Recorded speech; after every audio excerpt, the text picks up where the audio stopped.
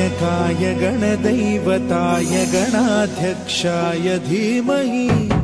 गुणशरीराय गुणमण्डिताय गुणेशानाय धीमहि